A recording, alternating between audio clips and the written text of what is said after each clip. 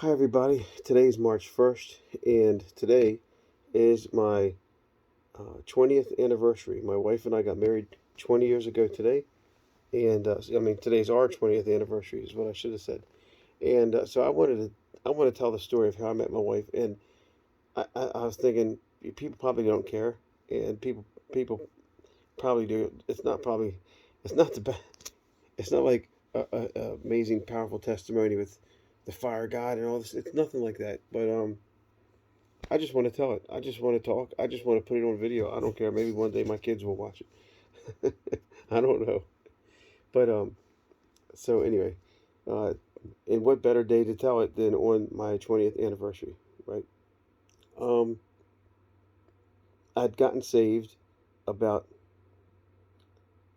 maybe a year and a half prior to meeting my wife for the first time, and so at this point, I was saved about a year and a half, and I had been invited to a graduation party. A friend of mine, Shannon, who went to the church where I attended, where I got saved at. No, she was graduating, having a graduation party at the church.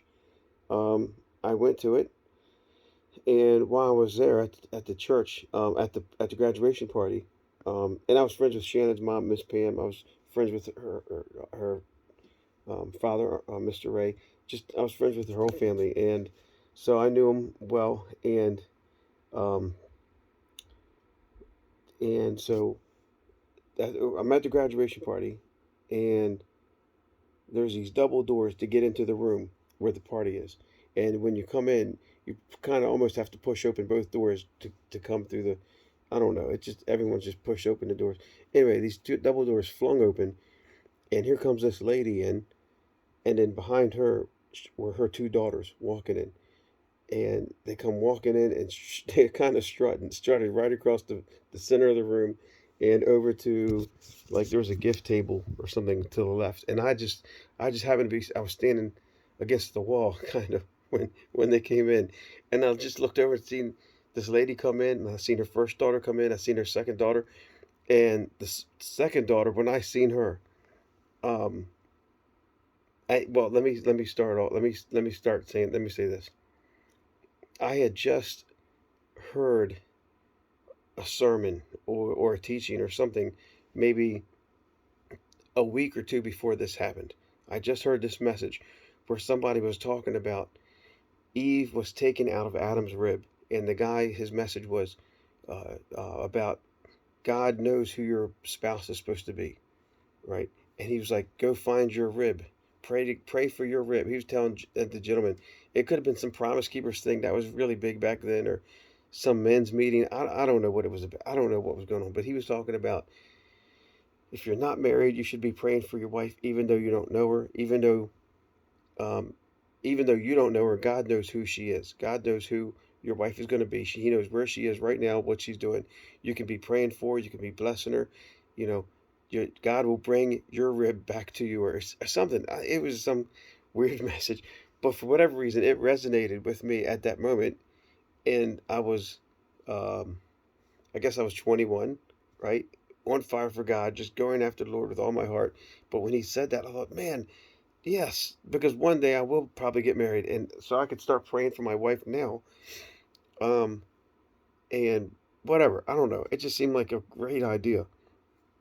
So I'd been thinking about that kind of all week, about praying for my wife, lifting her up, and uh, you know, everywhere I look, I'm like, I wonder if that's my rib. Is that my rib? It's just dumb. It's so dumb. So I'm leaning against the wall, right? And I'm at this graduation party, and this lady walks in, right? It's her name's Miss Debbie. I call her Miss Debbie, or I mean, she passed away, but Miss Debbie walked in, and then her two daughters walked in behind her. And when I seen the second daughter, I couldn't believe it. I mean, I about fell down. I said, Lord, and I remember I said, um, Lord, let that be the one. And I didn't even say let her be the one, or I just said, Lord, let that be the one. And I immediately walked because they came over kind of near where I was, and I immediately walked away to the other side of the room because I didn't. I was like, oh my, I can't even be near that. I gotta get away. because I don't know. I couldn't even talk. I couldn't think right. When I was walking away, I said, Lord, let that be the one. And I walked away. And by the time I got to the other side of the room, I realized how awful that thought sounded because I called her of that. And I said, that's so bad. So I rebuked that thought. Satan, get away from me. And I'm start praying. I start rebuking the devil. I start repenting. I was just her walking in the room just messed me up so bad. I couldn't believe it. And I think, of course, um, somebody introduced us. Um, I think Shannon or Miss Pam introduced me to Miss Debbie and her sister and then my wife Kelly. They introduced and I was just a goofy mess. I was just a big goofy mess, laughing and giggling and falling off. I mean, I was just a mess. Couldn't even stand still. Kelly didn't want nothing. She just thought I was some weird dude. Like that was it. And and so after that, I really didn't talk to her at the party too much. Maybe a second or I mean, it was very, very minimal conversation at all. I mean, it was horrible. If I had any conversation with her, it was bad. But from that day on, I started praying for her. I was like, I'm going to pray for Kelly. I'm going to pray for her. And I started because I was in the Navy. It was my um, very early in my Navy, in joining the Navy. So I might have been in the Navy 1 year at the time. And whenever I would drive down to the base from Baltimore I was stationed at Andrews, and whenever I just drive down there, which was every day, I would drive back and forth, and I was just always praying for her. Sometimes I would pray for my wife, and then I'd pray for Kelly. Sometimes because I wasn't sure she was the one. I was just like, I just really wanted her to be the one. So I would just pray for her all the time. And then anytime because I was friends with Shannon at church, Shannon and Kelly, they were cousins, right? So anytime Shannon was having some kind of family function that I knew about, they would invite me, and I would go every time because I thought maybe Kelly's going to be there. And sometimes she was, sometimes she wasn't. I never really talked to her there or at any time, any of the family functions or cookouts or birthday parties. I kind of just would see her and then walk the other way or stand back from afar and just watch her, whatever, navigate the room, whatever. I mean, I remember everything she was wearing at every function, or at least I think I do. Sometimes we talk about it, and she's like, "No, she said she wasn't wearing that." So whatever. But I just that's it. That's it. That was how I met her, and I never really talked to her. And but I just kept praying for her often. I was always praying for her, and this went on for a few years.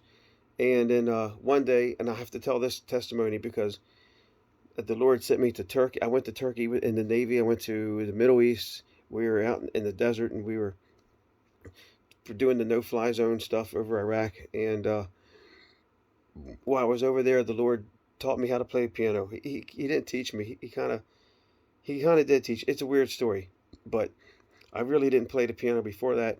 After that, I came home from the desert playing the piano a lot, and that's all I wanted to do was play the piano. And I was asking people at church, does anyone know where I can find a piano? I was just wanting to play the piano, and the church wasn't open all the time. They had a piano in the back room, but you couldn't ever. It was very tough to get in there and play it. So um, Shannon's mom, because Shannon's the girl who invited me to her graduation party, she said, "I know someone who has a piano. Let me talk to her and see if you can go over there and play it whenever." And I said, "Oh, that'd be wonderful." She called me back later and said, or next time I talked to her, she said, "Yeah, you can go over there and play the piano whenever you want.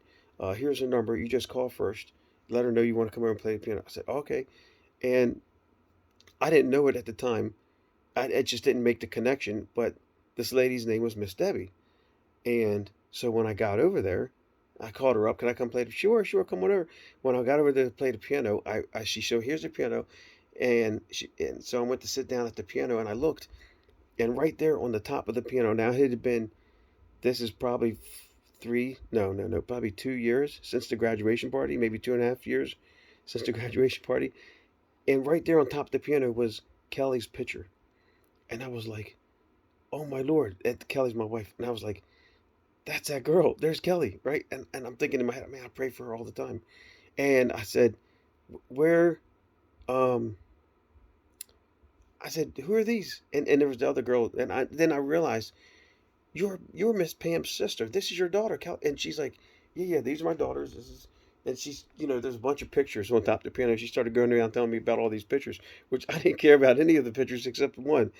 And I thought, man, this is the best piano in the world. So I would go over there all the time to play the piano but I didn't have a cell phone. We didn't have cell phones back then, and there was no pictures. Like I didn't carry a camera around and take. I, I don't know. That the only way I could ever see her was to go play that piano, and so I was over there all the time playing the piano because Kelly's picture was on it. And then I found out one day, and so Kelly really wasn't serving the Lord. She was not even living at her house. She was a teenager, but she wasn't living at home, and her, I don't know, her situation I guess wasn't all that great, but um, so I was really, I was that's why I was praying for her the whole time and just lifting her up in prayer and all. And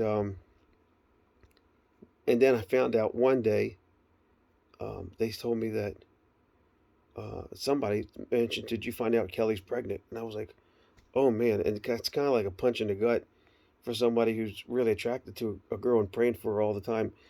But at the same time, I was like, I don't, Lord, I'm just going to keep praying. I'm going to keep praying for her. I'm just going to keep, because I really wasn't praying for her to be my, I was just praying for her salvation. That was what I praying for her salvation. I was praying for the hand of God to come on her, praying for her to have this, just to be excited for God, to be on fire. And, and I figured if the Lord could do that, and I mean, I knew the Lord could do that in her, that, um, everything else would just work out. I was just hoping everything else would work out. So I wasn't really like praying, Lord, let her be the one. That wasn't my prayer for the past 3 years or just 2.5 years.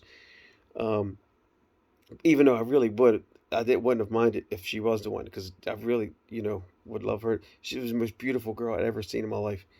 And so when